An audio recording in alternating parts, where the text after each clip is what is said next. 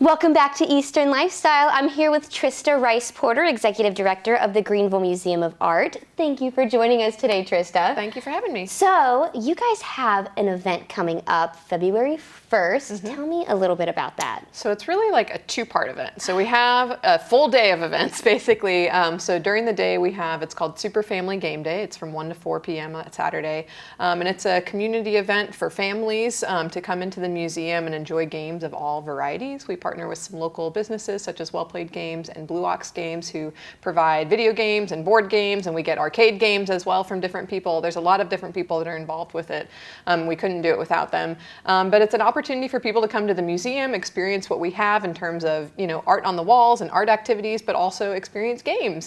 So it's kind of a creative way to get people in for something that they might be more familiar with, but they always will experience some art while they're at the museum as well, of course.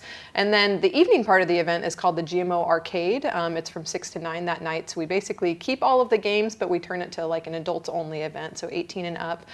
We have an open bar as well as non-alcoholic drinks. We get food trucks for both of the events.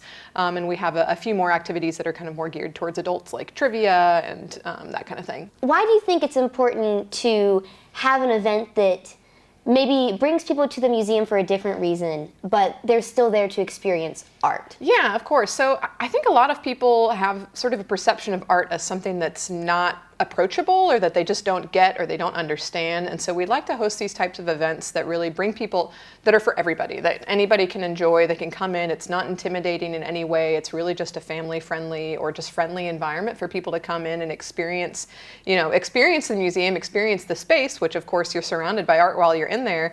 They're coming in for something else, but we hope that they'll come back again to see the art now that they kind of know the space and know that it's a friendly, warm place that they can come and enjoy on any occasion. So I know you said there's a variety, like board games, video games, arcade games. What are some of the ones that have been there in the past that people could look forward to? Yeah, so there's a lot of really cool aspects to this. So having the board game component, there's always like a whole assortment of different types of board games, so people can, it's a lot of time, whenever you're trying to like figure out a new game, you don't want to like spend $30 on something that you've never played before. So this is a great chance to like come in and learn something new, figure out if there's a new game that you would want to buy for your family or for your friends or for game night, things like that. So there's always a really wide variety of different types of board games.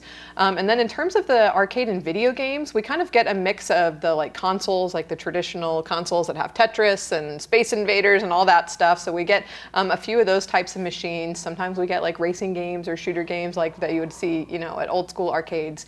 But the video games, it's kind of a mix of old and new. So we usually have some of the vintage consoles like Nintendo and Super Nintendo, but we have new things like Xbox and PlayStation as well. So there's always kind of a wide variety of games, which is really great because we have such a variety of audiences coming. Whenever parents come with their kids, the kids can enjoy some of the vintage games that their parents played whenever they were kids. Is there tickets, cost associated with it? Yeah, so 2 different ticket costs. So for the daytime event, it's actually free for museum members. So if you're a member of the museum, there's all kinds of benefits that come with that, including free tickets to our family events. But for non-museum members or not yet museum members, it's $5 a person, $15 for a family of 3 or more. And then the nighttime event, it's basically $20 advance tickets, $25 at the door. But we recommend getting them in advance because we have sold out for the evening GMoArcade event. Awesome. Yeah. So how can people find out more about getting tickets and coming to this event? Yep, so you can visit our website, www.gmoa.org.